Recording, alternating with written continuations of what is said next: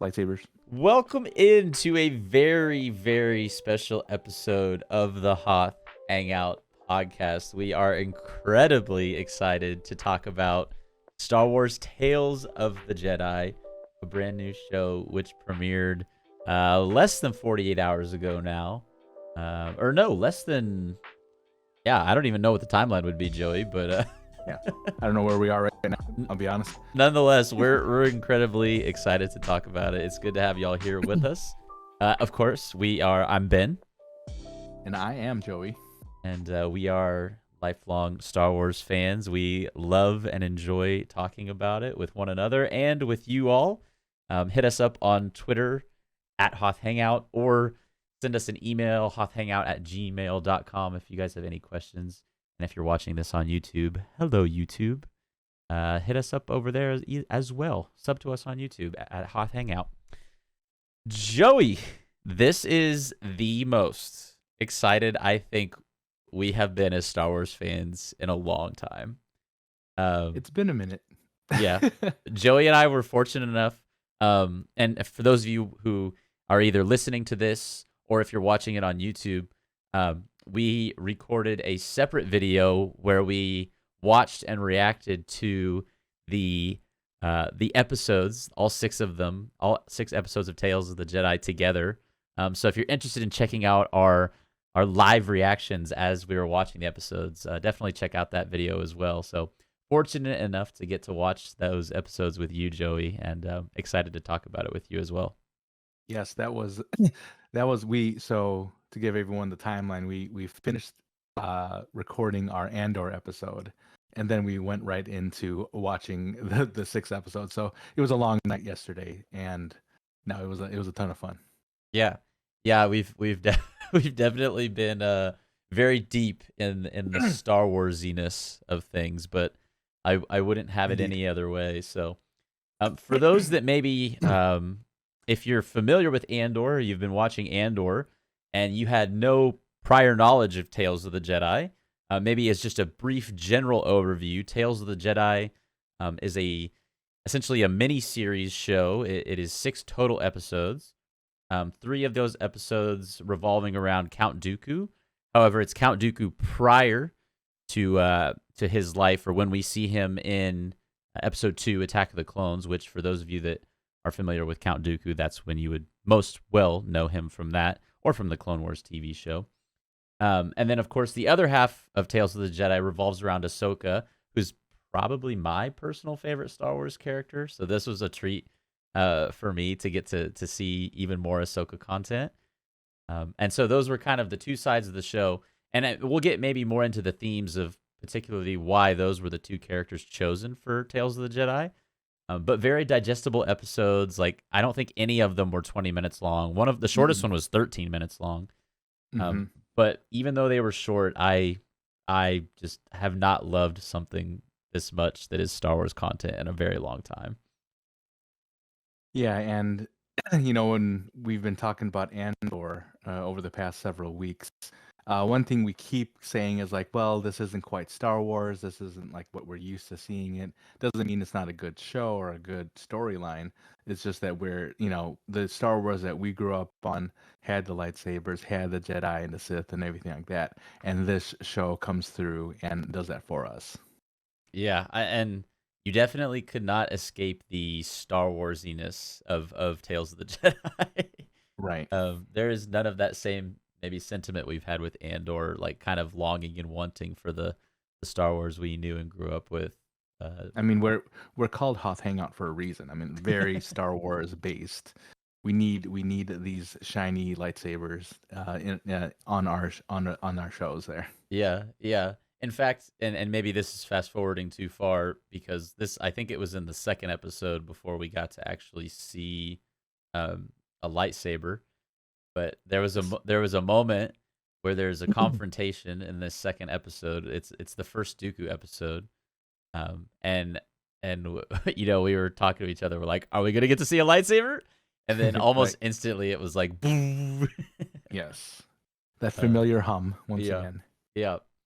So the way that they chose to do the episodes, episodes 1, 5, and 6 were all centered around the life of Ahsoka, and we kind of got to see time jumps not only between the Ahsoka episodes, as we saw the first Ahsoka episode was she was an infant basically, and then in the 5th and 6th episode of the show, the later 2 Ahsoka episodes was closer to that Clone Wars era and even like during Order 66. And the same is true for the Dooku side of the story, where initially we got to see him early on with Qui-Gon as his Padawan. Oh my gosh, that was so great to see. That was great, yes. And then, kind of slowly his progression with the Jedi Order to the point of where we knew he ended up in Episode 2, which is ultimately betraying the Jedi Order. I so many.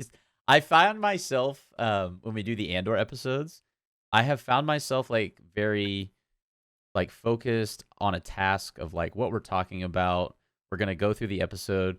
This I just feel like so excited. I almost can't contain myself, and I don't know where to start. Right. I feel the same way. Yeah.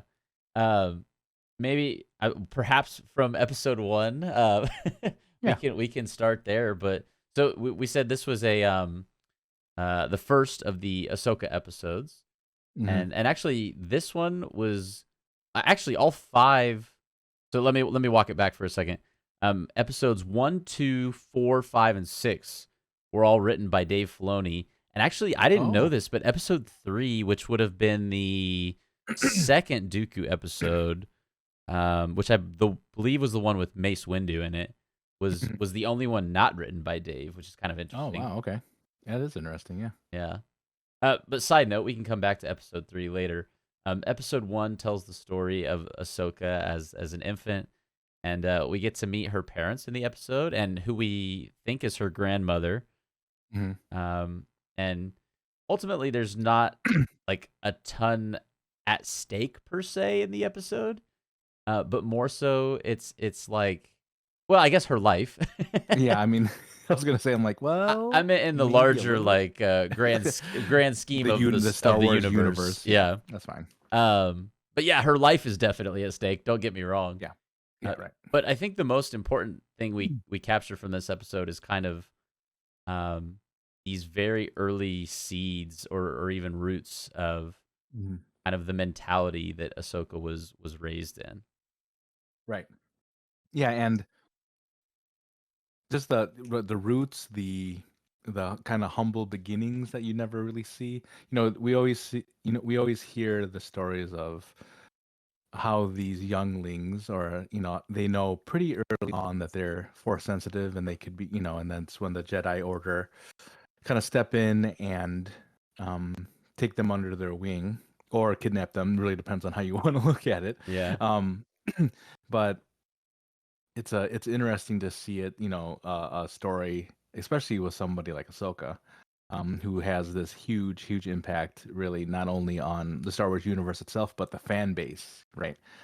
These are the types of stories that we want to see, stories that we don't know about our characters, about our heroes, about the villains, which I think this series actually absolutely does for both of those factions. But to have the kind of those humble beginnings, to see where, and obviously she's a child. She's what I think they said she's 1. She's 1 year old by the end of this episode. Seeing her, and if you go see our reaction video, we're like, oh, just like just happy to see what her life was before becoming a Jedi. Yeah, she's being gripped in the tusks of this like leopard tiger thing, and she's just like cooing it. She's like, this is fine. This is fun. Yeah, right. She knew even then what she needed to do. Yeah, it was a pretty cool scene to see. Also, I will say, she gets a lot of her style, her mojo, her stuff from her mother, I think. Yes. Yeah. After we see her mom actually fight off. Well, let's go back a second and talk about one of the darker moments that we've seen in Star Wars. Yeah. We were both shocked when she said that. I think we were like, what? Yeah. where basically she told Ahsoka, don't look away from death. You have to like stare death in the face or something like that. As she because the mom had to she was going hunting Hmm. for what looked like goats, I Yeah. think. Eh, um Meerkat goats. Meerkat goats. We were trying to figure out the combination of animals that this particular species was. But yeah, she ends up shooting a goat, and as the goat is dying, she's basically pushing Ahsoka's face to look at death happen, and Mhm. was was not like what we expected, out of the gate on episode 1 of the series. Yeah. Yeah. we we were both pretty shocked by that, I think. I think it more so seemed like something that maybe like a Jedi Padawan's master would tell him. Hmm. Maybe the Padawan has just like, had his first kill in battle or something, and he's like feeling Right. guilty, and the master's like, "Don't look away from death." But no, this is a Hmm. 1-year-old Ahsoka whose Right. mother is Yeah. telling her, "You don't look away, don't look away. Look at Right. the dying animal, Ahsoka." It's like, Right. oh, Yeah. okay, like, And they dang, almost made it like a kind of a ritual type thing going yeah, into that, yeah. right? I mean, they're just like, oh, is it time already? And Yeah, the father was like, "She's not mhm. ready. She's not ready to go on the hunt." Right, yeah. So this is a ritual or a tradition of their people. Yeah, yeah. It was a pretty neat episode. Then of course the encounter with the beast. I don't even know if we have a name for that or not yet. I'm sure Yeah, maybe yeah. somewhere I'm sure out there's there in the somebody. Star Yeah. Wars lore we have a name for whatever that animal was, but menacing nonetheless. Mm. Um, and eventually after that kind of cool battle between that animal and Ahsoka's mother, um, Hmm. ends up running off with Ahsoka. Yeah, I got a little scared because I don't know when you see like a large animal, you know, holding a baby by Yeah. their teeth, you're just like, oh, obviously we know Ahsoka makes it out of there, but never a kind of a jarring scene to see that. It was one of those moments in like animated shows especially where like this giant tiger thing has been trying to like go after the mother and Ahsoka, and then all of a sudden he just kind of like picks her up and runs away with her. You're like, Right? Yeah. okay, I guess. Yeah. But Right. maybe that is to tie into Ahsoka's like efforts to communicate with the animal somehow on like a mental level, that he was like, I'm just Hmm. gonna run away with her, and I Right. don't True. know. Yeah. Anyways, but the what inevitably ends in Ahsoka coming out of the forest, riding on the back of this animal. We were like, that's pretty cool. I That's love that. pretty Ahsoka right there. That's pretty Ahsoka right there. Yeah, yeah. I think I I loved it. think probably more so than any other ending of the show, I just had this sense of joy of any other ending of the 6 episodes of the show. Mhm. I had this sense of joy that was like that. I love this, man. I love Yeah. I Right. love Right. Star Wars. Right. And right. That I was about to say that that feeling at the end of this was probably the short. Well, no, this was one of the longer ones. I think it was maybe 15 minutes. I can't remember, but it wasn't the shortest. It wasn't the longest. But even after that, relatively short period of time, you and I kind of gave that sigh of like not relief, but of just like happiness. Like, yes, this is Yeah, this is what we came here to see. This is what we came here to talk about. yeah. They were all too short in my opinion. Yeah, I agree. I agree. um, After, so we get the Ahsoka like origin story, like the early Ahsoka story as our first episode. And then they just switch it up. They go into Mhm. Dooku's story.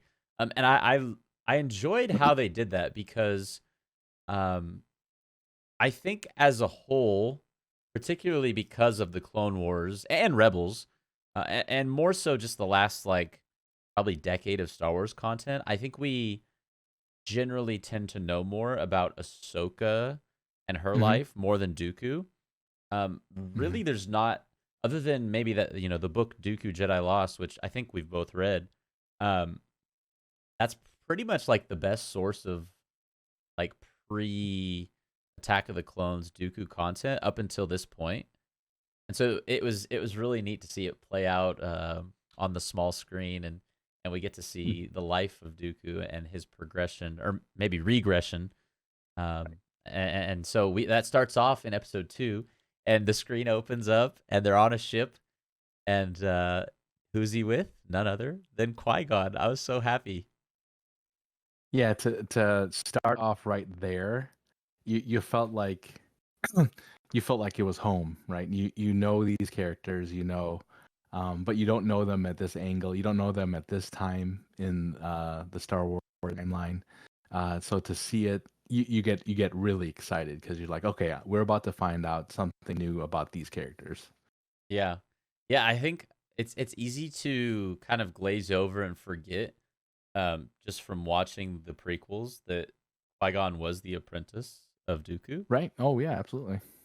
And so to see that play out was pretty fun and pretty neat. And actually, and as we maybe break down the episode further, Qui-Gon, in many ways, as much as we can surmise from the 15 minutes of content we got from this episode, in many ways is more of a pillar, I think, for Dooku, or a foundation for Dooku than Dooku is for him.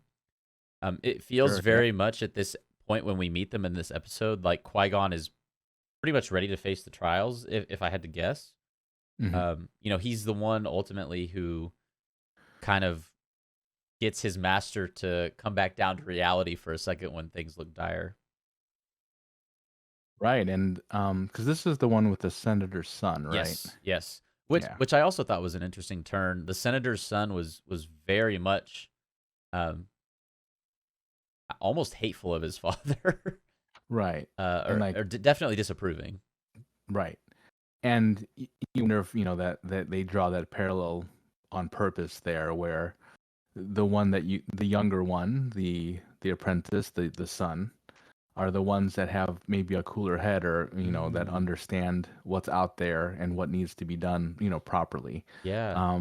Because here we get a glimpse of Dooku, kind of showing those Sith tendencies, really. Hmm. um, they are able to find the son in this what seems like some type of barn area. I'm not sure what kind of structure that was, or some type of, yeah, I'm not quite sure. But they're able to find him. But then they come to find out, the people of the village find out that the senator is actually there with some military as well to come get the son. But unbeknownst to them, the Jedi were already there.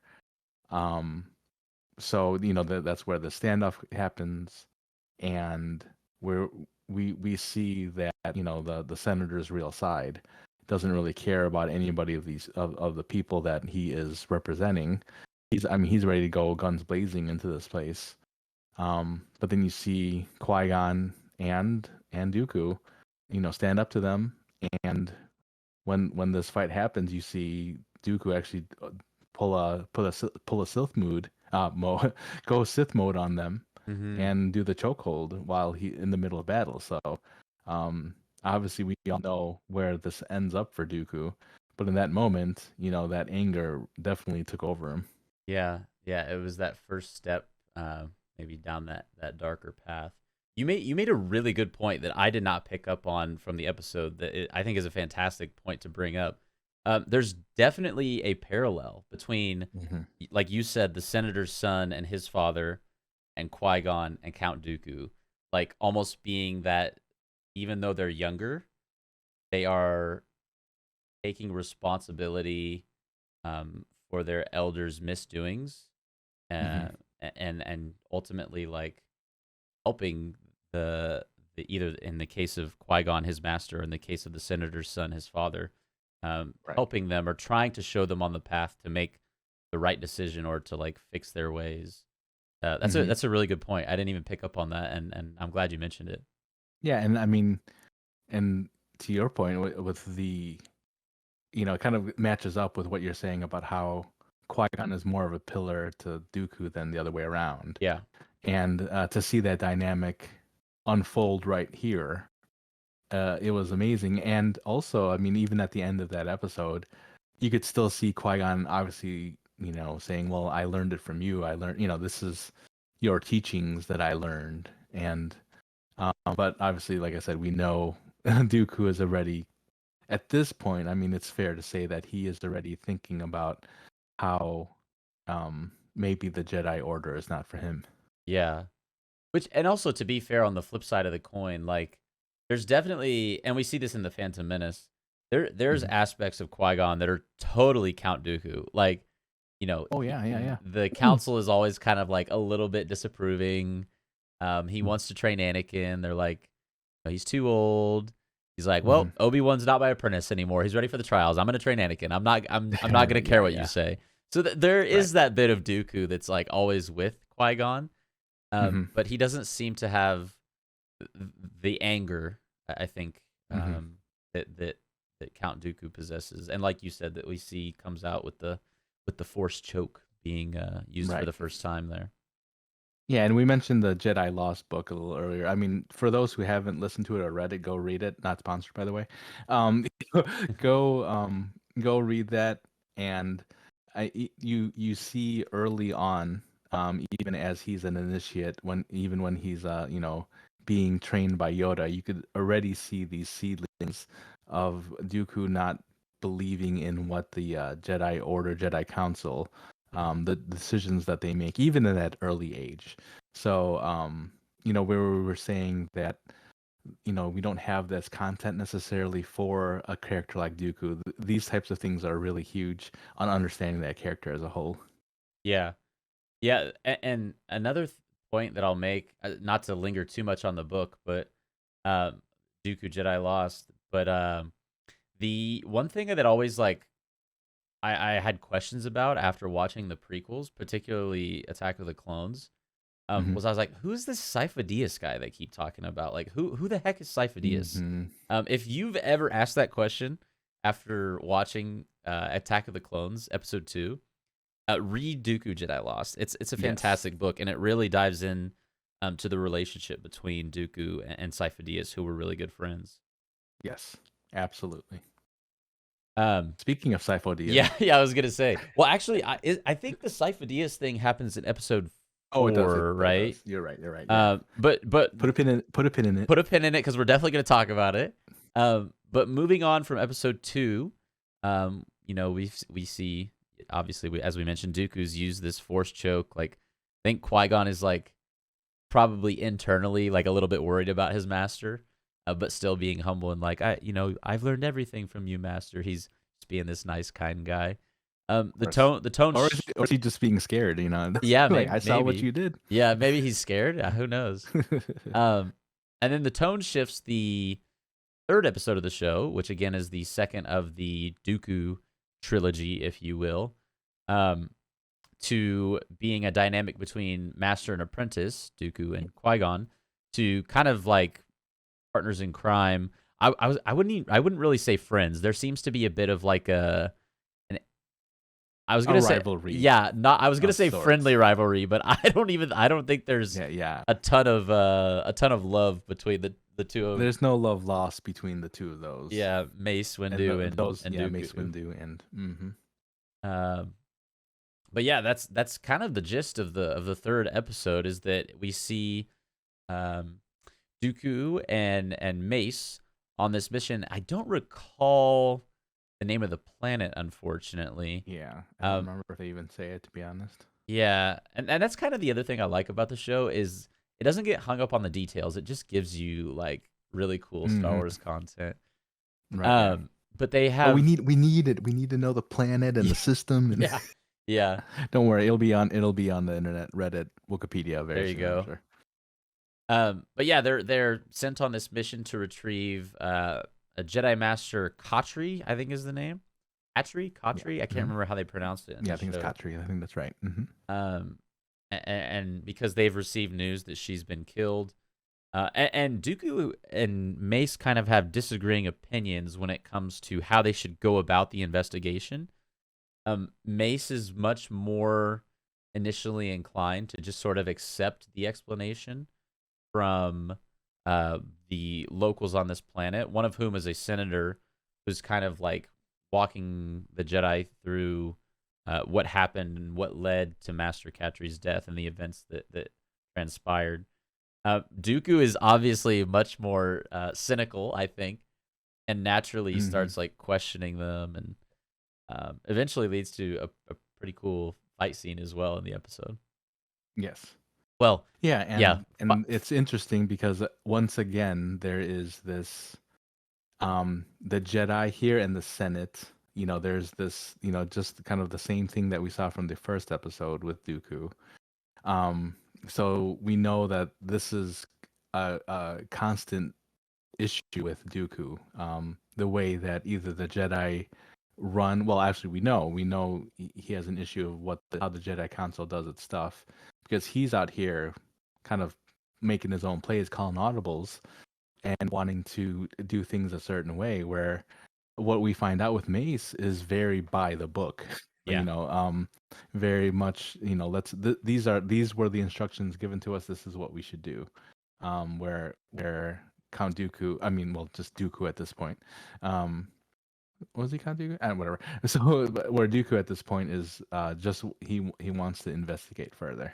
yeah. That's a good point. I keep calling him Count Dooku. Technically, I they've only referred to him in the show at this point as Hmm. Master Dooku. Right, right. So maybe just a small point of clarification there. I don't want the redditors to get up on us. Yeah. I don't I'll, know. I'm not sure. I'm not uh, sure. That's well, honestly. I mean, going back to the book, I mean, he is the Count of Sereno, or maybe Oh, he. that's true. Yeah. Anyways, um, so also the name of the planet is Raxus Secundus. Oh. Secundus. Okay. And then the senator's name is Lyric. So just Okay. two small details when it comes to the episode. Um, Raxus, really? Is that where it is? I Raxus want to. Secundus. I want to say that there's definitely a tie-in with There, Jedi I think there's Get a Lost as well. yeah, like Raxus Prime, I believe, is another planet from. Yeah. I mean, this is what Google is here for, to Right. Yeah. consult Google. Yeah, Raxus Prime is the planet that I think we saw in Jedi Fallen Order, if I remember correctly. Mm, Or no, Force Unleashed. I'm sorry, it's in Force Force Unleashed. Okay. Unleashed. So that might Okay. be. So I would assume this is like maybe a moon of Raxus Prime, because if Raxus Prime is like the first, and the name of this planet is literally Raxus Secundus, as in like second. Um, I don't know. Maybe it's the same system. Maybe it's a moon of Raxus Prime. Who knows? Yeah. Okay. But kind of an interesting tie-in if that is the case.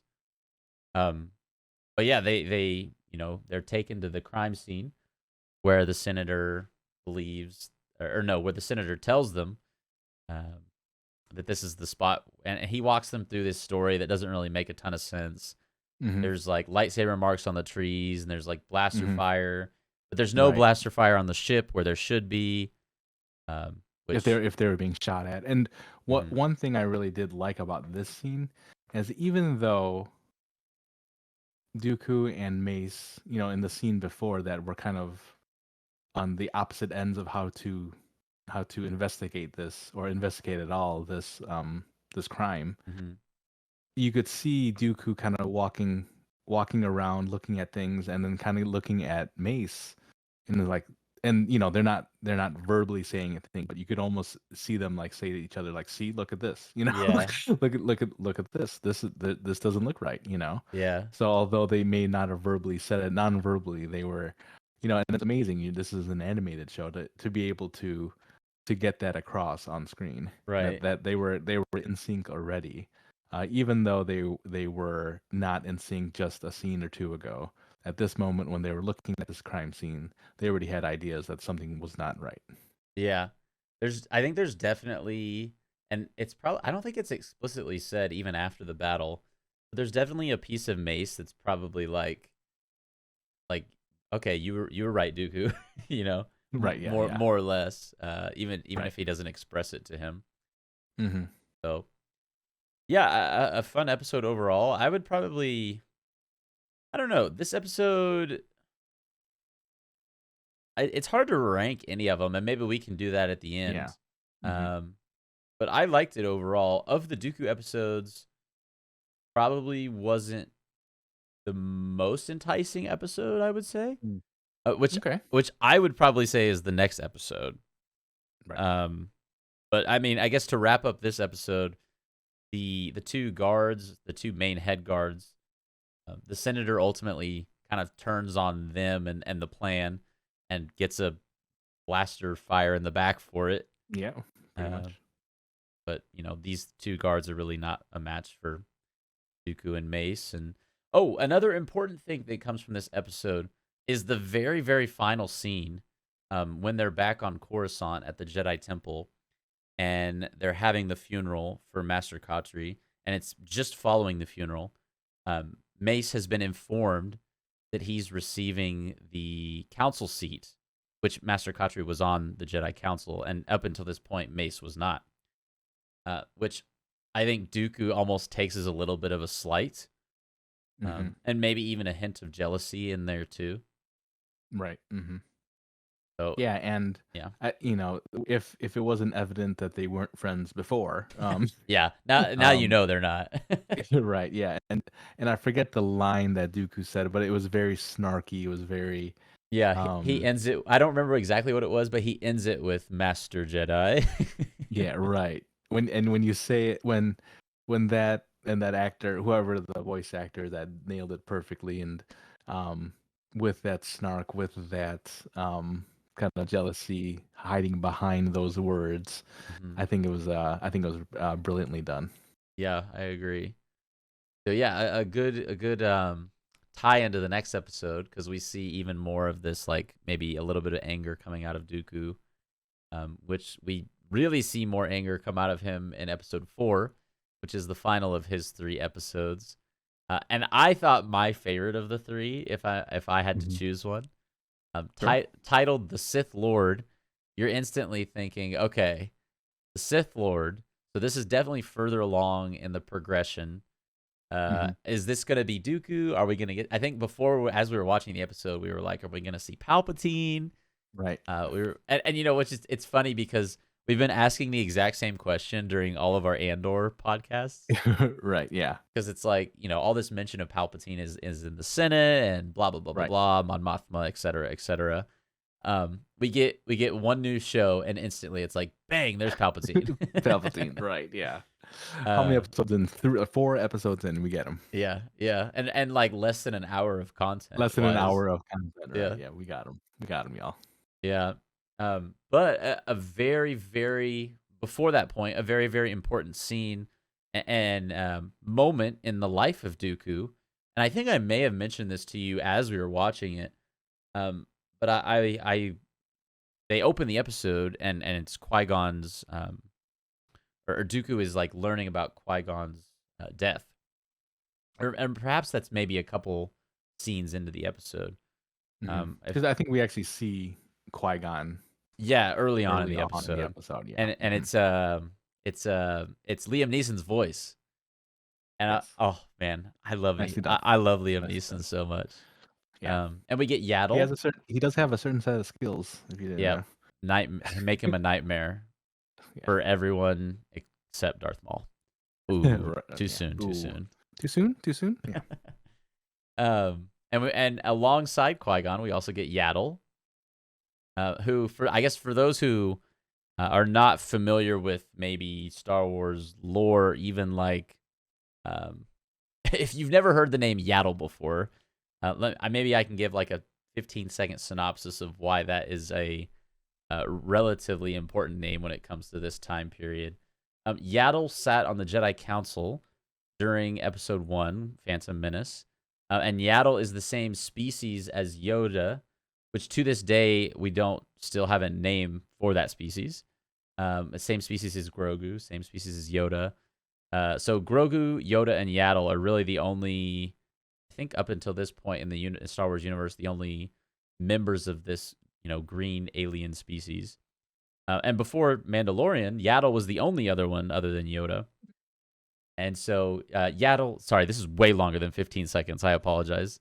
So Yaddle sits on the council during Episode 1, and then she's nowhere to be seen for the rest of the prequels, which was always kind of weird for fans, but, could be explained off some way or another.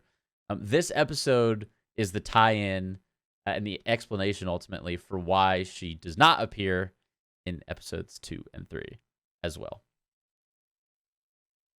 Man, Sorry, they did it to it. that was like a solid 60-second No, explanation no, that's instead fine. of 15 That's seconds. I apologize. fine. No, that's fine. And yeah, and this goes back to what we were saying before, where we have these characters that we know of that we just kind of, for Yaddle just disappears off the face of Star Wars universe, and we never really got an explanation of who even she was, or what types of things she was a part of, and to finally have her tied into an actual story, with a character like Dooku and Qui-Gon at this point as well. I think it was just chef's kiss. I loved it. Yeah. They just like, and this is mostly Dave Filoni probably, but they just find ways to incorporate things that you have information about, but you don't have all the information. And so they incorporate it in a way that doesn't mess up the story, but only adds to it. And so Right. you fall more in love with the story that you already loved because you're getting like another piece or another side of it. And for this Right. episode, for me, that was Yaddle, and also like bits and pieces with Dooku at the very beginning of the episode, which we mentioned earlier. We said we'd put a pin in it. Now we're taking the pin Now here out. we are. The very first part of the episode, we see Dooku going into the archives and erasing Kamino as a planet. Which, if you've seen the prequels and seen episode 2, Kamino is the planet, the rain planet, the big ocean planet, if you will, where the clones are being manufactured. And so that's important because in episode 2, when Obi-Wan is tracking down Jango Fett, who is on Kamino, he goes to. Sorry, I'm throwing out so many names, and I apologize for all the name dropping, but he goes to Jocasta Nu, who is the Jedi Temple Archive librarian, who we also see in episode 4 of Tales of the Jedi. And she basically explains to him that the planet is not there that he's looking for. And the opening scene of this episode is like, this is why it's not there. It's so cool to Right. see. Right. And again, this was just another thing where we knew it happened. Obviously it happened in the movie, Mm-hmm. but we never knew how or the exact moment it happened, and now we have it here. Yeah, yeah. Like we said, bringing to life something that we understood, but like it's visualizing it now. And I mean, we didn't even really know that Dooku was the one that did it per se. It could have been, Yeah, right. No. it could have been Palpatine, or it could have been Mm-hmm. any number of people working for Palpatine. Mm-hmm. So that it was cool to have that piece inserted into the episode as well. I will say though, coming from an IT background, that was awfully easy. How he just went in there. What you're really saying is the Went in Jedi there. Temple needs better security, right? I mean, he literally walked in there, hit a couple buttons, and deleted a planet. Come on, I mean, there's got to be better security around the Jedi archives. Just saying. It did look surprisingly easy. I'll give you that. Yeah. So, like, could So, some Padawan just walk back there and be like, "Whoops," and then just right, delete yeah. everything? Hey, Jedi Temple, if y'all need an IT guy, I know somebody. I could help you out here. Don't worry. Yeah, that's a good point too. Kind of funny that no one caught him doing that. Yeah. There's Um, no backups. You're saying there's no backups. Nobody is running anything that says like, oh, who deleted stuff today? Just, there's no auditors. There's no audit. Okay, all right. I'll stop. security cameras. Yeah, right. And then shortly thereafter in the episode, and I don't think I'm going out of order at this point. After Qui-Gon and Yaddle have had their conversation, shortly thereafter, Dooku finds out about the death of Qui-Gon at the hands of Maul, and we see him by this tree and having a conversation with Yaddle. And I was going to bring up the point that the death of Qui-Gon, while we could have assumed it probably played some role in his turning to the dark side, I don't think we ever really had a concrete timeline for Like, is Dooku already, part of the dark side? As soon as Darth Maul is killed, is it later, like closer Right. to episode 2? And so now this gives us more of that concrete timeline, and furthermore, um, kind of gives like Qui-Gon's death as the final straw, if you will, for Hmm. his turning to the dark side. At least that's how I saw it in the episode. Right. I mean, final straw, or um, and we come to find out a lot that the Emperor has a lot on this. He knows how to puppet everyone. It feels like, right? Yeah. And I wonder if he felt that this was happening, or he was ready for this to happen, and when it finally does, he knew he had Dooku after that. Yeah. Yeah, I mean, in a way, you could very easily see Palpatine saying to Maul, like, "Hey, make sure you kill Qui-Gon," because I mean that will Hmm. only make Dooku more angry and drive him Right. closer to the point where Palpatine or Sidious wants him.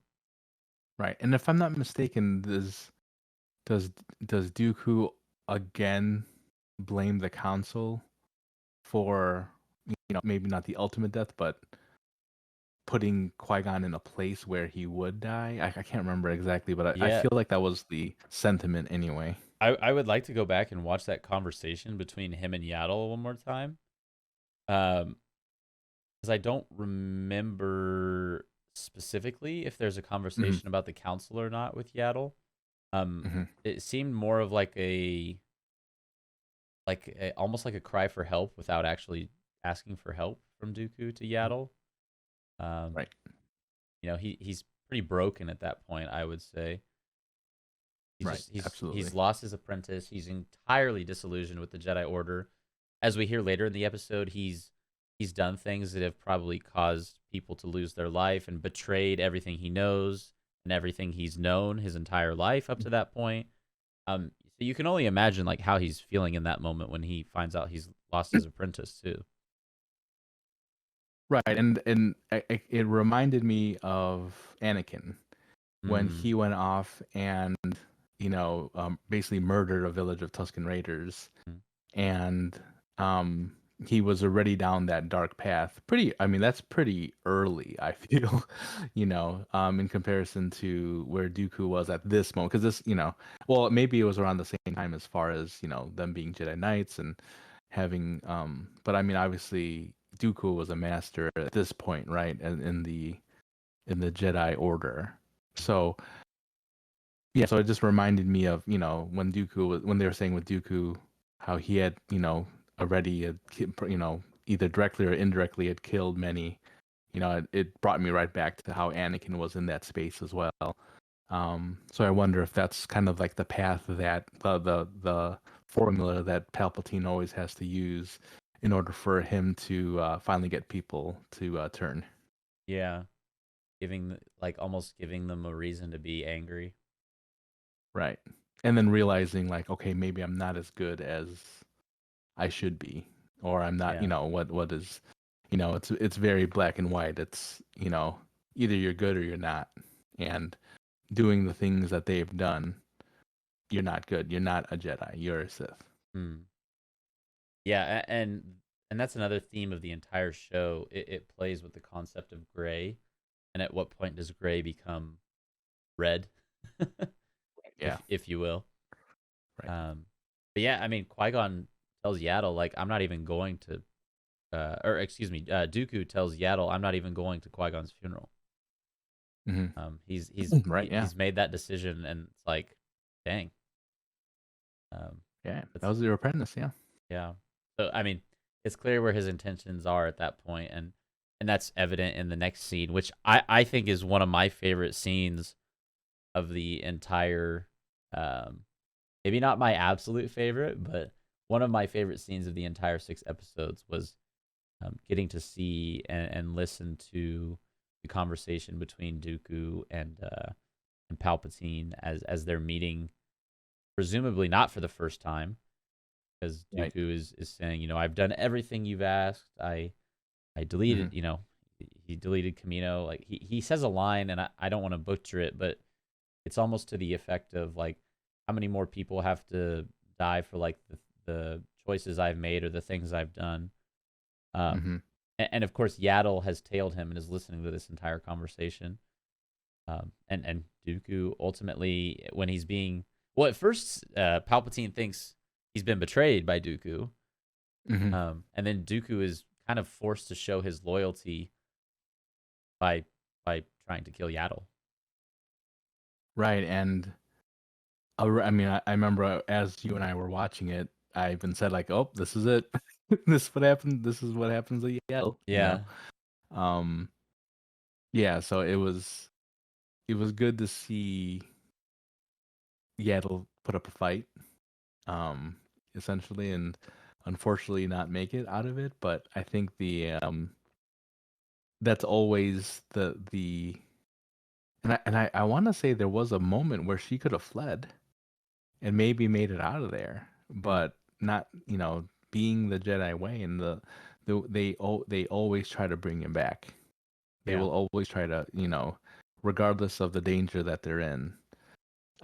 Their purpose was to do that, and I'm trying to even think at this point where we are in time, but I So mean, she straight up calls him Sith Lord, you yeah. know.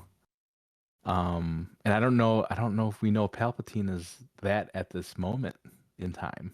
Is she the first one to say it, Well, right? yeah, and I don't even know if it's made clear that she knows that that's Palpatine. Oh, true. Does Yeah, he? yeah, I'm yeah. trying to That's a remember good if point. he refers. I don't think he refers to him by name at any point. Hmm. Of course, on the Right, subtitles, yeah, I think yeah. it actually used Sidious in the subtitles instead of Yeah, I Palpatine. think it does. Yeah, I think you're right. It does, Um, yes. but I don't think, which maybe is intentional. You know, it almost Hmm. it almost shrouds the character from the perspective of someone who, if they pretend they had never seen Episode 3, Hmm. if they were to watch this, they would still maybe not make the connection somehow that Palpatine is Sidious. Hmm. So I think Right. that's why they chose to use Sidious in the subtitle instead Yeah, of that makes Palpatine. sense. But Right. um, But I mean, obviously she called it how she saw it. Sith yeah, Lord. There you go, right there. yeah, yeah. I mean, this is probably I mean, excluding like Dooku, obviously finding out about him. Hmm. This is the first instance of a Jedi um, coming face to face. Well, face to face, knowingly face to face with a Sith Lord. Maybe that's the best way of saying it. Hmm. Right, yeah. Uh, Absolutely. And I mean, it's such a difference of where, you know, when I think it was earlier that episode, right? When she was with Qui-Gon, mhm. basically saying, "Oh, well, we don't know if it's a Sith Lord. We don't want to necessarily say it is," and Yeah, but then to be at the end of the episode and saying, "Yep, this is what it is." yeah. Very Um, very bureaucratic, very Jedi Council of her. right, exactly. And then, of course, the sad ending to the episode, um, where I was sure she got smooshed. Right, yeah. So is it him? Yeah, I think he's the one that basically closes the sharp. And why do they make gates like that? Well, Yeah, they're just trying to get people always with hurt. the always with the teeth. I mean, right. Well, I there mean, was is there any also other safer way? I think there was also some intentional symbolism there too. The way the door closed, it resembled a mouth or a smile. And I was It trying, did, yes. and as I was watching the episode, I was like, uh, trying to think of the symbolism of why that might be. And really, the only thing that came to mind was kind of like Sidious's cackle. It could Oh, almost like true. With his teeth, resemble, yeah. yeah, it could almost like resemble the mouth somehow. Okay. I don't know. Maybe there's another reason Right. they chose that design for the door or the gate. Right. Or I don't know. Maybe they didn't even intend for it to look like a mouth, but it Yeah, definitely right. did. Um, Yeah. Yeah, but don't they want people to be safe walking through these things? I mean, my gosh. But yeah, um, ultimately he closes the gate on her, mhm. and we all think that she's gone. But it's it wouldn't be a Jedi unless they were able to make things float or make things open Yeah, one last time. yeah, yeah. That was. I was trying to also. consider the importance of why, as a writer of this episode, you would have her like lift that and then come out ultimately just to meet the Right. same fate anyways. Hmm. And I think it kind of shows the resilience and the drive of the character, but more so I think it is to highlight the complete turn of Dooku to the dark side, Right. where Hmm. you know, I mean, obviously he smushed her in the thing, um, but I think there is a much more emotional um Element. element or Yeah. emotional interaction when you are like holding a lightsaber and having to like follow through with killing her rather than like Right. smushing her with something where it's like, oh well, it wasn't like me who did it, you know what I Yeah. mean? Right. Right. I don't think he would think that, but you understand what I'm saying. Like a lightsaber Yeah. feels Absolutely. much more personal than Hmm. the gate would, I guess, is what I'm trying to say. Right. Yeah, because this is a weapon. This is a tool that they trained with as Jedi. That they use to protect so many people. But in this case, it was to end a life, and it was to Mhm. end the life of you know, he's no longer a Jedi at this moment, but at that moment, he was a fellow Jedi. They were coworkers. They were, um, Yeah. but yeah, to see it end that way, I think you're right. I think it was an intimate type of situation where you're just like, well, you are right there next to her.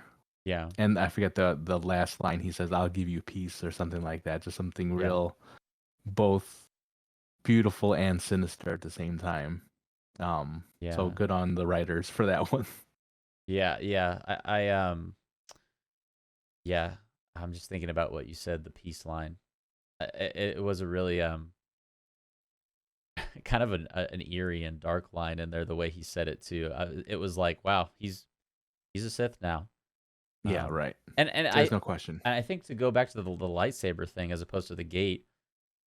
I mean, I would even make the case that the moment he kills Yaddle, um, even before when he's fighting Yaddle, I don't know if he is like entirely a Sith Lord yet. You know what I mean? Hmm. I Hmm. think the slaying of her is symbolic of his final step Right. to the dark side in many ways. Yeah. Anyways, one of my favorite episodes of the sixth, definitely up there, and um, rounded out the Dooku trilogy. And then, of course, actually, I guess, did you have any more thoughts on that episode before we move on to episode five? Yeah, I mean that was again it filled in gaps that we didn't know we needed. But now that we do, it'll be definitely a part of Dooku's storyline, and Mhm. only helps us understand him and his motivations Yeah, throughout the rest of the Star Wars universe. definitely. I do hope we get more Dooku content. Yeah, I'd be fine with it. He's a great character. Um, and then switching gears after episode four, when you've just gone through this like whole ordeal of like going down this path with Dooku and seeing how he goes from where he was to what he becomes. You kind of switch gears and go back to Ahsoka, and it throws you like right into what we I think thought was um pretty shortly after episode two. I want to say, definitely between episodes two and episode three. Of We were course, yeah. we were trying to figure it out based on certain context clues, like how tall is Ahsoka, how long is Obi-Wan's hair, stuff Yeah, like right, that. yeah. Yeah. Um, but yeah, it opens up and there's kind of this sparring scene, in what we presume would be the Jedi Temple. Um, but yeah, that was a fun scene because there was actually a very small Easter egg that you caught hidden in that scene. Yeah, on the side there was what looked like to be a master and their apprentice, a young boy, male apprentice. And as soon as I saw them, I'm like, I think that's Kanan. Yeah, Kanan's master is Deepa Balaba. So, and that looked like to be as her as well. So, a nice little tie-in to our Rebels fans. Yeah, that's one of those things, like, they didn't have to put it in, but they did, and it's like, oh, that's so cool. Like, Yeah. I don't think I would have caught it, to be honest with you. You said something, and I was like, "Oh my gosh, yeah, that is right, yeah." So, Mhm. So very very cool. That was yeah, very cool to catch. what we've gathered from this is that Joey's eye for detail is much better than than mine is. Well, I think we've learned that Star Wars isn't will always have those little Easter eggs. I mean, Yeah, there are videos of people reviewing entire episodes of shows and showing off these little Easter eggs. So I've trained myself to at least look here and there when something, because whenever there's a scene cut to somebody, that's always someone. That's not mhm, just a random Jedi. That's not just a random person. It's someone that we should know in somewhere in Star Wars yeah, universe. yeah. So, So I like, just happened to catch that one. yeah, I'm glad you did, and like you said, it was cool. It was a cool decision to put that Easter egg in there, and tie that into Rebels as well. But in the scene, Ahsoka is training, and she's kind of just like beating up on these droids to the point where it's like almost no problem, no contest for her. And there's kind of like an odd interaction between her and Anakin as they leave the training center and go into the hallway. Um, Anakin's like, "Well, I'll design a test for you that you can't beat," or something. He's it Right. was kind of a weird scene, if I'm being honest. I didn't feel like it flowed super well. Hmm. Um, and it was really the only scene in the entire 6 episodes where I kind of felt that way. Um, Yeah. I think we Yeah. also noted in the episode, like, as they're arguing in the hall, everyone else is like, it just the reactions from the people in the hallway felt like weird, like almost it was like a dream or something. It was odd. Right. Yeah.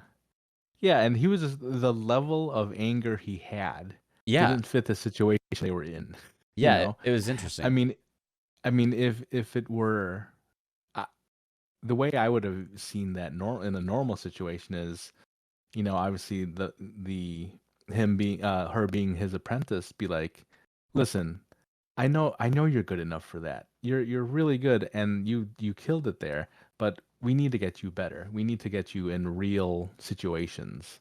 I mean, to be angry at it, just didn't that's not the emotion. You want to be supportive. Hmm. You want to be able to tell the apprentice to say, "Hey, I will raise you up and say you are really good, but you can be better. Be better than all of this." Yeah. I just think the tone of there was off and not necessary for that scene. Yeah, and even through the rest of the episode, like, I'm don't get me wrong, I love when we get anything like Anakin and Ahsoka content in the Right. same Yes. episode, like in regards to like their relationship, because I think it's a really important relationship in the grand scheme of Star Wars. Um, it felt like you said, it just felt off this episode. Like, it Hmm. didn't feel like Clone Wars Anakin and Ahsoka. There was something that was like a little different. It Hmm. wasn't as warm and friendly as maybe some of the stuff in the Clone Wars, which is fine, but also like even the training scene where after using the robots or the droids, and he instead um has the clone troopers use their guns on stun. Which, by the way, like, he has to tell them to put the guns on stun. Like, okay, like, Right. some of the clones are like, "Oh yeah, we should put them on And stun." then, and Like, then click, like, oh, good idea. glad you reminded me. Right. um, Yeah. but he's Very he's very trainable, these harsh. clones. Yeah, yeah. He's super harsh in that scene. Like, she just keeps getting stunned and like knocked out for however long, 2 hours sometimes, and then she wakes up and he's like, "All right, do it again." Again. Do it It's again. like, Yeah. okay, dang. Yeah, and yeah, like you said, from what we've seen between these two up until this point, there's a lot more banter between them, right? Yeah, She'll throw a few jabs, he'll like brush it off and put her in her place in some way. But this was different. This was definitely different from what we've seen between these two. And I mean, part of me gets some of it anyway. Um, he mentions like these when you're out in battle, you're not going to be facing droids like this. You're going to be facing people. You're going to people like the clones where they make decisions independent of everything else, whereas droids are programmed to do something, right? yeah, So the the urgency is there. I get that. That should be there, but the the almost meanness of it just Yeah. didn't seem like W- that was. I mean, I could see where if you have like, drill sergeants and things like that, that's where you would normally see that type of anger, that type of like, cruelty almost. But that's not the relationship that those two have. So that's why it did feel off. Yeah. I mean, there's points in Clone Wars where like Anakin has this tough love for her, but this was Mhm. like almost unrelenting tough love Yeah. to the point where it was Again, like, again. yeah, it almost took away from their, their relationship a little bit. Mhm. Especially because like there wasn't really at the end of the episode, it didn't focus on their relationship at all. It was more about Ahsoka and Rex. Uh, yeah, I mean, overall, like the episode, I think this was the shortest one Mhm. of the six. Super super short. I think it was listed on Disney Plus as 13 minutes. It's probably like 9 to be Yeah, honest, or with 10. the intro and ending, yeah, probably like 10 minutes. Um, so in terms of depth of the content, not a whole lot there. We get the like you said, the Easter egg with Kanan. We get to I think the main thing that this episode did is it just kind of shows more of the training that Ahsoka had to go through. I mean, like kind of that Mhm. process of her becoming more resilient and more unrelenting. Right. Um, And I think the some of the moves that she pulled off, I'm sure we have seen mhm. in Yeah, other battles that she was in, and I think if we knew that, we probably would have geeked out a little bit more. yeah, But that was one thing that I'm like, maybe that was something that they were hoping that would hit, and maybe not necessarily with us, but with others, I'm sure it did. yeah. And then of course the really cool tie-in at the end of the episode where there's a time jump and it's a little bit like confusing. You're like, wait, what are they doing now? And it's her and Rex, and they're getting ready to walk out of this into this hangar, and the hangar door opens, and you see like all these clone troopers, and this is of course post Order 66, and Mhm. so they're all looking for her, hunting for her. Right? Yeah. And if you've seen season 7, the newest season of Clone Wars, the final season of Clone Wars, this scene is in that show, and so Right. it was Yes. like peeking behind the curtain uh, Right. of something you've seen happen in front of the curtain, like at before the actors are walking on stage. So that was Right. pretty Yeah. cool to see. Yeah. To come to that realization, because you see all the stormtroopers, the clone troopers, that a lot of them had the orange paint on the front of it, so that was signifying that was Ahsoka's a regiment or whatever. Hmm. So to kind of see that go full circle and in real time, I'm glad that we actually recorded our reaction to it, because we're like, oh, that's what that is. Yeah, And to have that come full circle in that way, those are the moments that you really hope for as a Star Wars fan, because we were getting all this new content, and then to butt it up right next to something that we know of, that we have seen, much like the kind of the end of Rogue One, when you see Leia going into when you see Leia at the end, exactly in Star Wars time where we are. So we link back right to that moment where in the hangar with all those clone troopers, and as a Star Wars fan, you just love it. yeah, it was pretty neat to see. This was also, I think, episodes 4, 5, and 6, more so than 1, 2, and 3, had endings where like the last 10 seconds of the episode your mouth was open for one reason or another, where you were like, Right, right, oh, yeah, that's cool, or oh my yes, gosh, yes, that just happened. right, um so this is another example of one of those fun things that they'll throw in to kind of yes, particularly for the hardcore, or not even hardcore, just like for the fans who are familiar with Clone Wars and more of the Star Wars universe other than just the movies. right. Um, I gotta believe that they write these stories backwards. They start writing it could at that be. moment. And then they like, all right, now how do we get here? You know? Yeah, I mean, it wouldn't shock me. Um, but yeah, I guess moving into the final and sixth episode of the show, um, the episode opens up and Ahsoka is, um, she's cloaked, and so she's secretly attending this funeral of Padme, which we know was killed by Anakin on Mustafar, and this same scene is actually shown in episode 3. So this is another small example of a scene being adapted from a different point of view. In this case, the point of view of Ahsoka, and also Bail Organa too, and Mon Hmm. Mothma, as you pointed And out Mon to me. Mothma, yeah, Yeah, was also in there. Yeah. shout out Mon Mothma. We love Mon. Yes, we do. um, More Mon Math. more, When's her series? when do we Honestly, get the Mon Mothma show? Sign us up. Yeah, right. Yeah. um, so I mean, Bail and Ahsoka have this conversation on Naboo, where Bail is essentially, kind of trying to get her to be a part of something bigger, if you will. And Ahsoka ultimately, after kind of a fun exchange with these clone troopers, Yeah, right. not her directly, but the way that Bail Yeah. is addressing her and talking to her without making her known to the clone troopers. Right. But the majority of this episode takes place following that conversation between her and Bail, after she leaves to kind of hide away on another planet, which I'm sure we got. I thought we got the name of it. Maybe we didn't actually, but anyways, Yeah, I'm not she's sure. on this like farm, working on this planet. Who we later learn in the episode they're farming, to kind of appease the expectations of what the Empire has for their harvest, or they owe a portion of their harvest to the Empire, or something to that effect. Hmm. And then the episode kind of, the ball starts rolling down the hill when one of the workers on this farm is almost crushed by a set of hay bales.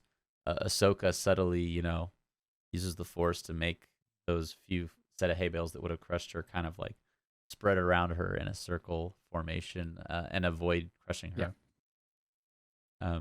And then another important point of note in this episode is that girl who was almost crushed, notices that Ahsoka did this, and kind of confronts her about it. And simultaneously, this girl who was almost crushed has a brother who is much more empathetic to the Empire's efforts. And upon overhearing, There's always one. There's always one. And upon overhearing that Ahsoka, may or may not be this Jedi who his sister. Actually, now that I say that, they are brother and sister, right? I don't know if That's the impression I got. that think was the so. vibe. I think that was. I think that's correct. Mhm. But he overhears this conversation where she's kind of jokingly calling her a Jedi, and I think at this point she's like pretty sure, but Ahsoka's like, "What are you talking?" She's playing dumb, sort of. Right. And, Of course. and so they go on some. I don't know. They were gathering something for the farm or for the town. I think they were trying to sell Oh, okay, that's what some it of was. of their product over to the And they come back to a farm which is set ablaze. What did you think when you saw that? I thought of Aunt Beru and and Uncle Owen is what I thought. I'm like, oh Uncle no, we're gonna see Owen? this again. I Yeah, was like, that's it. man, I didn't even think about that. That's a yeah, good tie-in. that's the first thing I thought. I'm like, man, they burn these things up all the time. What is it with the Empire and fire and Yeah, right. farms? I mean, yeah, let them be. Gosh. But yeah, I when I saw that, I thought, well, I even said this during when we were watching it. I'm like, yeah, but the brother is going to be the new Tim. He's going to mess around and he's going to mess around and get killed himself. Yeah. Also, another kind of important point that I glazed over, the name that Ahsoka takes on while she's on the farm. She's obviously not going by Ahsoka because she doesn't want her identity to be, fall into the hands of the wrong people. She's going by the name Ashla, which is not a random choosing of a name for those. Another great book, if you've never read it, it's called Ahsoka, the novel. And in that book, she takes on the name Ashla as sort of a guise or a I was gonna say a spy name, but Yeah. Right. an alter ego, if you will. Right. Yeah. So I mean that I would assume that puts her in around that time as well. And when we were watching it and they had mentioned her name was Ashla, I was trying to remember back if this story was told in the book and we're just kind of seeing the realization of it actually on screen. So I don't think it was. Of course, if I'm She's wrong, on a you let me farm know. at some point in the book, and it's been about Mm-hmm. 3 years since I've read that book, I think, and I need to go back and read it again. But I Right. I think a lot of this episode was inspired by the Ahsoka novel, Mm-hmm. even if it didn't come directly from it. Right. Yeah. So yeah. So if it's not the exact story, it puts it at very least puts her around that line. Yeah. And then of course, once they approach the flames, they find who else other than this brand new Inquisitor, who we've never got to see in any other Star Wars content before. And I don't think we got a name or a anything from him in that regard, but he is interrogating the father of this brother and sister, as well as the brother, who are on their knees and tied up. And the brother is saying, he should be rewarded for for Yeah. for bringing the Inquisitor to this place where a Jedi is. And the Inquisitor's like, I'll give you your reward. And Ahsoka actually, ends up saving this the boy at the last second. Uh, Right. And Ahsoka being Ahsoka, yeah, she cannot let things like this go, even in and much like what we mentioned about Yaddle, when you're in put in these situations, you just don't walk away from them. You gotta step up and do something. So um, if you have it in you, and I mean, she has the ability to help out, and then she did, and leads up to probably the most fun moment or most exciting moment that we had in the entire series. yeah. I mean, definitely the most exciting scene. I would say in this series. I mean, you know what it reminded me of? It reminded me a lot of the Obi-Wan and Maul fight on Tatooine in post. I believe it's in Rebels actually. Yeah. Right, it's in Rebels, yeah. Um, and what I mean by that is it was kind of, I mean, the Maul Obi-Wan had more, I think, meaning and symbolism behind it than this one did, Right, very of clearly. course, yeah. But in terms of the length of the fight, it was like, okay, clearly there is one person who is superior in this fight, Right, yes. and that was Right. the vibe that we got from this one as well. Yeah, I mean, Ahsoka basically takes the lightsaber from him. Then that it feels like a product that's patented for the Inquisitors, the circular Yeah, with the two lightsabers coming on either end.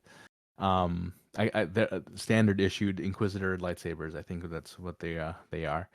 It basically takes it from him and then just absolutely chops him down with him. yep. Chops him down with it. Yeah. And if you haven't seen the reaction episode yet that we mentioned earlier in this episode, if you can watch just one reaction from the episode, like when that happened, we were both like, oh, like our faces when that happened were pretty priceless. And uh, Yeah. my If favorite moment yeah. of the 6 episodes, personally. Yeah, and I'm sure people that are looking up reactions on YouTube are just looking for that exact moment. So look Yeah, at it. It's great. yeah, that was pretty fun to get to see Ahsoka almost effortlessly like take down this Inquisitor. And um, yeah, it made me excited, probably more so for the upcoming Ahsoka show too. Mm-hmm. That seeing her fight Absolutely. like that. Yeah, absolutely. And again, to bring back the lore of it all, I mean, to have Ashley Eckstein again voice Ahsoka, the Ahsoka that we learned that we grew up with through the Clone Wars, was obviously a great choice. And to see her again in the animated form, Just again, perfect for the Star Wars fans. Yeah. And maybe to put a bow on the episode, Ahsoka, doesn't hold a grudge or any malice towards the brother who tried to turn her in, and he's like, "I'm so sorry, I'm sorry." So, and Bale comes back and helps the family out as well. So there is a nice conclusion to the episode too. Yeah, and I think that ends with Bale. Is it the she? You get the impression that she's kind of ready to help out Yeah, again. yeah. Well, I got I got the impression that this is like her agreeing to like be a part of the rebellion Right. without she doesn't say any words, but that's kind of the impression that it gives. So Right. So great episode. oh, Great fantastic! series. Yeah, an incredible series. Um, maybe just very briefly because I know this episode has already run relatively long. Very briefly, just to touch on the themes of gray Jedi. If you don't know what a gray Jedi is, it is, or maybe gray Force user is even a better, more general term that we can use. Basically, someone who, as maybe the term gray would infer from that, someone who lies somewhere in the middle in terms of they don't really see things from the point of view, maybe like a Jedi would, like everything is black and white, and they don't, cross all the way over to where the Sith are and use their powers as a, like they use fear, anger as a source of their power, and they exist somewhere in this spectrum in the middle of grayness, and these two, and actually Qui-Gon is another example of a gray Jedi, I would say, but Ahsoka and Dooku, before he turned completely to the dark side, are two pretty good examples that we have in Star Wars from this era of gray Jedi, and I think that's ultimately, and I think we talked about this a little bit too, why they chose these two characters, because it's two diverging paths. It's a fork in the road. Both of these characters ultimately did not see themselves as a part of the Jedi Order, but in not wanting or not seeing themselves as a part of the Order, they also take very different paths from that point. And I think that's the important piece of this tale of the Jedi, if you will. Oh, I see what you did. Nice. Yeah, which is also Yeah, which is also interesting now that I think about it. That we haven't even talked about the title of the show being called Tales of the Jedi, because at the end of the show, neither of them are Jedi. That's true. Yeah. Yeah. And yeah, I mean, maybe it's, I mean, they were Jedi, right? They Right. were Jedi, Yeah. so so the name isn't wrong. Sure. Sure. But you from that title, you would think that these are stories from people that are Jedi and who continue to be or were the entire lives. But yeah, at the end of both of these, both of the ends of the stories of Ahsoka and Dooku, not only in here, but just kind of even going forward, yeah, neither of them end up being part of the Jedi Council, or anything associated with the Jedi. Yeah. Yeah. Ahsoka ultimately chooses the path of light, and Dooku chooses the dark path. And yeah, I mean, it's two diverging paths that both originated from the same point, which is the Jedi Order. Right. So, anyways, interesting to point out, and I'm so Absolutely. appreciative and glad that they chose these two characters, because I mean, if you could pick any two characters who needed more, I mean, we have a lot of Ahsoka, but we'll always take more Ahsoka. But people have been asking for years for more Dooku, and so I was especially pleased that we got to have Dooku as one of our showcase characters in the show. Right. And what I love about these stories, whether it's in these animated series, new TV shows, um, books, whatever medium, it brings different angles, different motivations to characters that maybe you never really thought of. I mean, I'll admit it. going, when I first watched the prequel trilogy, wasn't a huge fan of everything that happened in it, Yeah. but with everything that's come out since then, the Clone Wars, um, now this series, all the books that come out, there's a series about Padme. There's a lot of good source material now out there Hmm. that now you kind of get, from my standpoint, I really enjoy that era now. Where before I wasn't necessarily sold on everything. It wasn't necessarily something I would go back and watch. But now knowing all of these stories, you seeing all these different motivations and angles, I can go back with a brand new lens and really enjoy it. Yeah. And not to diverge too far from what I my thoughts I had, but to go off of what you were saying, I think Maul is a really good example of that. Think Mm-hmm. about how people thought about episode 1 20 years ago. Right. And now think about how people, I mean, some people will still tell you that they don't like episode 1. But like think about all of the source material that has come from Maul. Like Right. that's what you're saying. Like Star Wars has done such a fantastic job, and Tales of the Jedi is evidence of this for sure, of Mm-hmm. taking um prequel era content and just making it incredible, like making it Right. enjoyable, adding to the lore, giving us depth with the characters. It is, um, I don't know how you.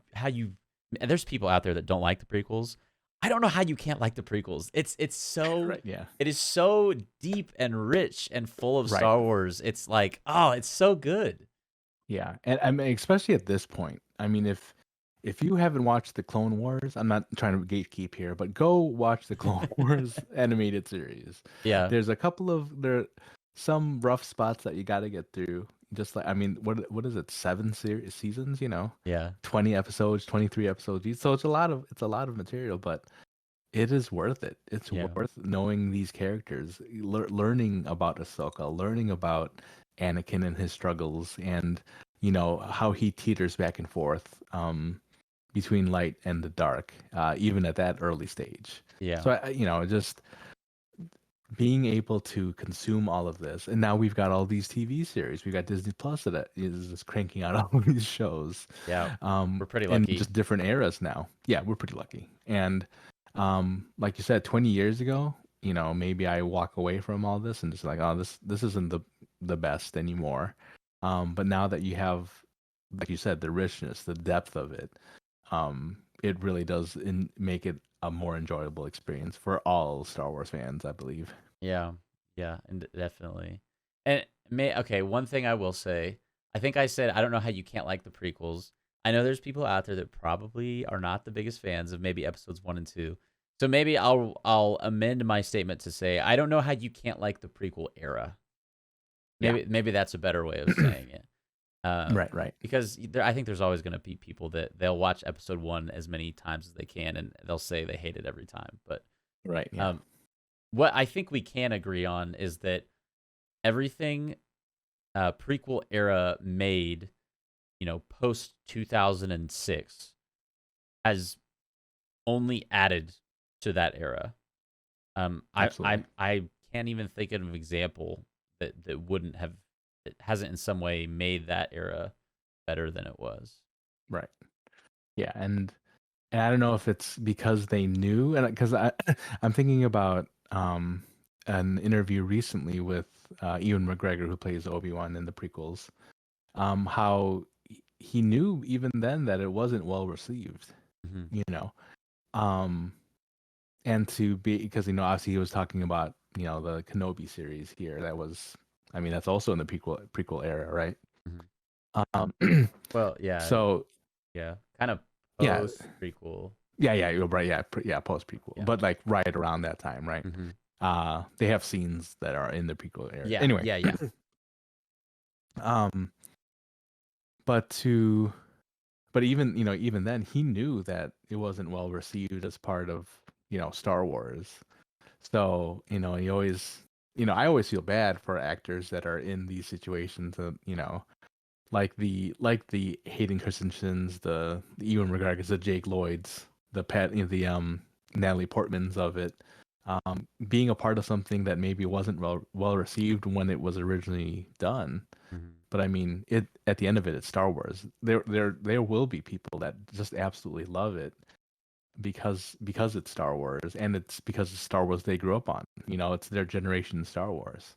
Yeah. Just like the original trilogy is mine. It's the same thing. So, I think we're going way off a tangent, but you know what I'm saying? Like it's just and that's just what Star Wars does to us. We could talk about it all day, all night, and we've done it for 2 nights in a row. That we have. Well, maybe to conclude our episode, Joey, this is gonna be tough. Give me your rankings of all 6 episodes, All 6? 1 through 6. Oh wow. If Okay. you, I can try to go first because I think I have my list. Yeah. Yeah. Go for it. Go for it. Okay, I'm gonna go from bottom to top. Okay. And That's and, better. and Yeah. let me preface this by saying I loved all 6 of these. They're all great. They're all great. Yeah. They're all great. But And- just and- because there's 6 of them, you have to. Yeah. Right. My 6th would have to be episode 5. Okay. Which is the Ahsoka training episode. Mm-hmm, It just didn't feel like we talked about the relationship thing with Anakin. It didn't feel super consequential to the overall story, and the Anakin thing was kind of like, what's happening right now with this relationship with him and Ahsoka? It was kind of different from what we were used to with the Clone Wars stuff. So for that reason, even though I still liked it and I loved the tie-in at the end of the episode, I would definitely put that one 6th. Man, and then there's almost like this. It's really close between like 3 through 5, probably. I would probably go with I need to write these down. the second Dooku episode Okay. as my With Mace. Yes, as my 5th. But man, like 3 through 5 are really close. But so I would put episode 3 on my 5th. That episode title was Choices. The second Ahsoka episode, which I put at 6th, is Practice Makes Perfect. 4th, I would have to go. Oh gosh, see, this is tough because I loved the first episode of the show, and I thought it was so cute seeing baby Ahsoka. Yeah. But I think we mentioned it. Like, there's really not a lot in terms of the overall arc of Star Wars or the overall trajectory of the universe that is incorporated in this episode. It's a fantastic episode. I loved it for sure. But it's really just like kind of her origin and not much more than that. So I'll put episode 1, Life and Death, at 4, even though I love that episode so much. Man, I almost want to put it at 3, but I'll put the first Dooku episode at 3, titled Justice, with he and Qui-Gon. That one and the first Ahsoka could be interchangeable almost between 3 and 4 for me. Right. So I'll go Justice, the first Dooku episode, at 3. But my favorite Dooku episode, number 2, and then the last Ahsoka episode, Resolve. Right. I don't want to put it at number 1 only because of the last scene with the Inquisitor. I think I'm gonna cheat and put 2 tied for first. Okay. That's fair. I'm gonna put the last Dooku episode, The Sith Lord, and the last Ahsoka episode, Resolve, tied for my number 1s. Okay. The Dooku That's episode fair. is probably better overall, in my opinion. But the Ahsoka scene at the end was like so fun to watch that I want to include that as my number 1 as well. Right. Yeah. That's fair. All right. What about you? Okay. What's your list? So again, preface it, loved them all. We don't want to choose our favorite children, right? But this is the question, right? So, I'm going to go with I don't even want to call it least favorite, but I don't know what other way to put it. The number 6 spot. I'll go with episode 1, actually, the one where she is a baby. For the same reasons that you put it. There isn't really. I mean, it's cute. It's a great episode, but nothing really towards any anything of real significance. Yes, this is the moment that they notice she's force sensitive, but outside of that, there's really nothing else. It's super cute though. Love it. I would, if I, if they had a baby Ahsoka Funko doll, I am getting it for sure. Okay, so I'm there with you. that's yeah. So we are getting that. The next one would probably be I think I would go with the second episode of Dooku, the one with Mace. Okay. Yeah. Because I'm trying to think if I really do want to put that. Yeah, but yeah, we'll solidify with that one. Yeah, so I as much as it really did show between the two of them and everything like that, I can't put I just liked the training episode of Ahsoka over it, That's fair. And so not so much that there was nothing good about it. It was just that I just enjoyed the Ahsoka one more. Although we did point out some of the inconsistencies of the relationship and all that. That ending was really got me in the feels, because remember how long it took us to get that final season of Clone Wars. I mean that's kind of where my heart went when I saw that last scene. So I think that's the order I would go for those the bottom three. The top three kind of I would probably go along the same lines as you did, which would be the what is it, the first episode of Dooku, right?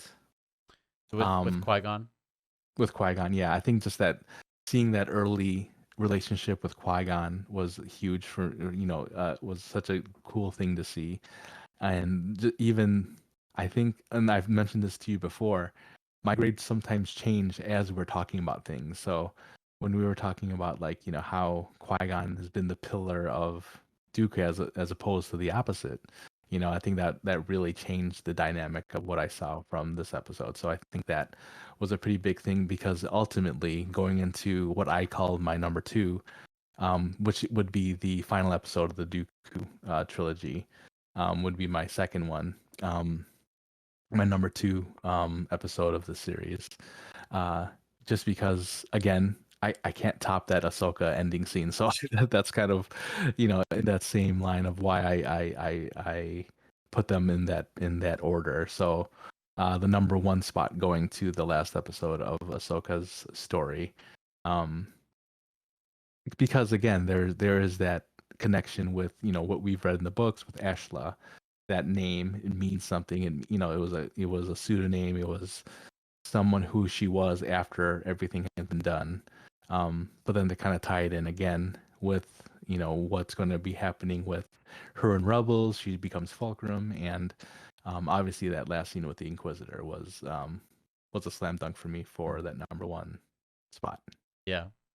I mean, we really didn't have too many major differences. I think everything we had was within 2 spots of where the other person had it. So a general sense of kind of a rankings of the a feel of the rankings of the episodes, if you will. But yeah, overall an incredible show. If we get a season of this every year, sign me up, man. Sign me up. Because imagine them doing that with just different Force users. Like where you're able to get more depth into them, and some of them will. I think these are easy ones, but it's when you get into the ones that maybe you don't know a ton about, like a Luminara, for instance, or something. I'd love to see us more about her, and just like those types of characters. I would eat it up for sure. Give me a Kit Fisto episode. Oh, go on, Kit Fisto. You know what they need? Oh, we're gonna go another hour. What they need is some more Asajj Ventress, dude. Material. If they throw some Asajj in there, oh my gosh! I hope they do. Oh, Dave, listen. I don't know if you're watching us. Dave's definitely watching. Yeah. Dave, everyone tweet at Dave Filoni. Does he still have Twitter? I have no idea.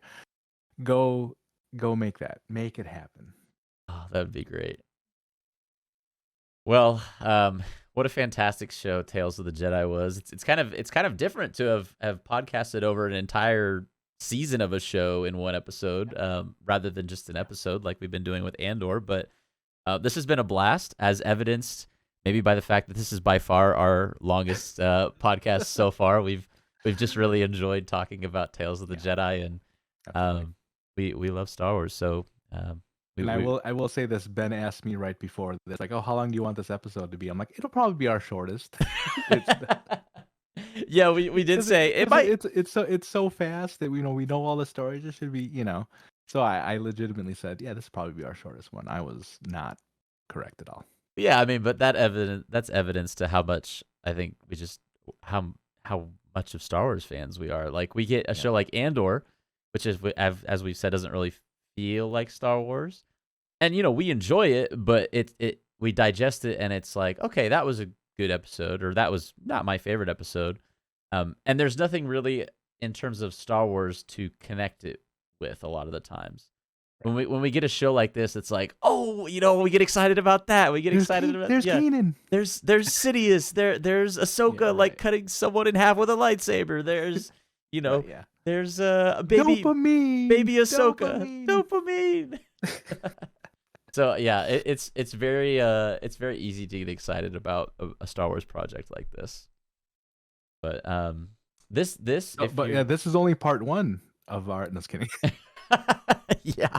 Yeah.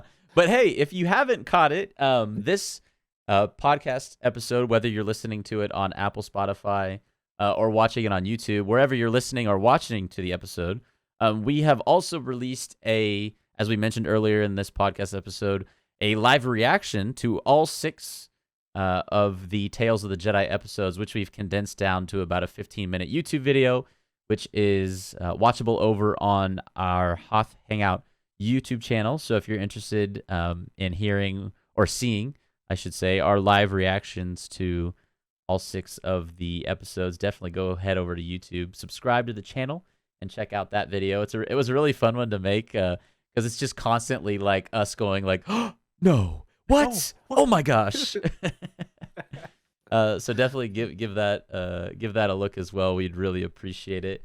And Hoth Hangout is also on Twitter. You can tweet at us at Hoth Hangout over there. Tweet at us your questions. Follow us over on Twitter. Show the Twitter some love as well. You can also email us at hothhangout@gmail.com. Shoot us some questions over there if you like. We can always read them off on the stream. We can hopefully have some sort of mailbag segment maybe in the future, potentially even. And new episodes of the Hoth Hangout podcast go live every Thursday morning at 11 a.m. Eastern. Excluding next week, I believe. I think we will be taking 1 week off from the podcast because Joey will be traveling, Star Wars related traveling, not really, but yeah, I mean, definitely. Gonna be visiting Galaxy's Edge. I wish you a blast on that trip. So I'll take pictures for you, Ben. Don't worry. I am very much looking forward to seeing them. I'm gonna be like Dooku at the end of that episode 3, like. I wish I was there. That's right. Now this is where Ben turns right here. Yeah, this is why I'm on the Dooku side. Yeah. But yeah, thank you again so much to all of you so much for listening or watching. Again, we are available on YouTube, Apple, Spotify, or wherever you listen to your podcasts. Joey, any last thoughts? Dave, you're the man. Thank you, Dave. Thank you, Dave. Great. Thank you, Dave. But Asajj Ventress show. Make it happen. Season 2 coming 2024. It's a scoop. Yeah. Well, thank you all for listening, and of course, may the Force be with you. Bye.